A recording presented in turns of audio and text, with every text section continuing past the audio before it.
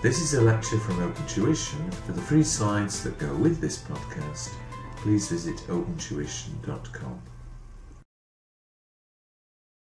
We now turn to consider the subject of management.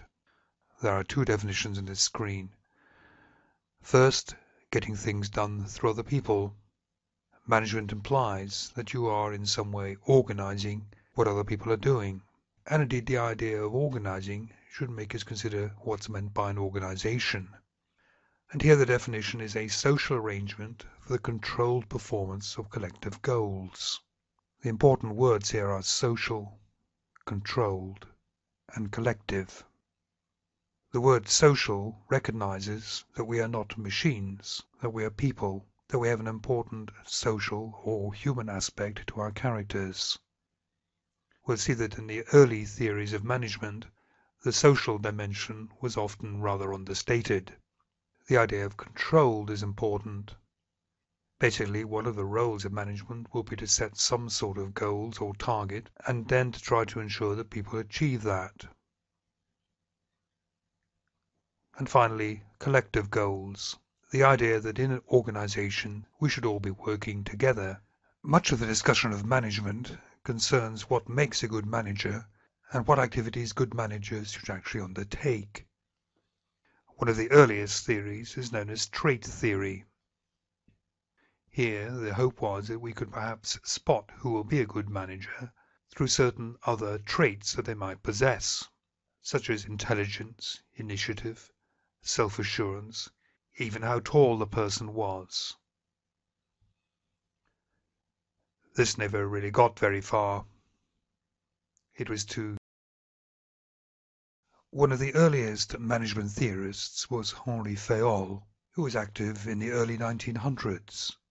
He believed that management theories could be developed, then taught.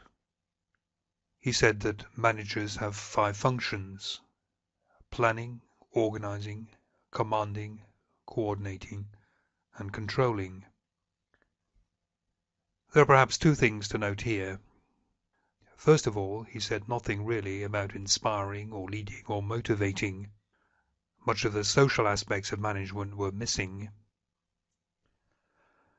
And secondly, although none of us is likely to deny that planning, organizing, commanding, coordinating, and controlling are important aspects of management, dividing the management tasks into these 5 functions doesn't necessarily help us to be better managers.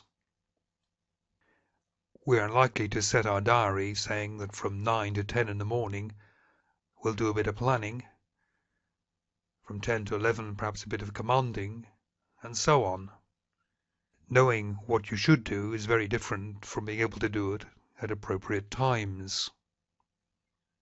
He comes on to the heading of classical management, and classical management theories hold the view that there is a correct way of managing, just as classical architecture would put forward the idea that there are proper proportions of buildings which please the eye and which are therefore correct.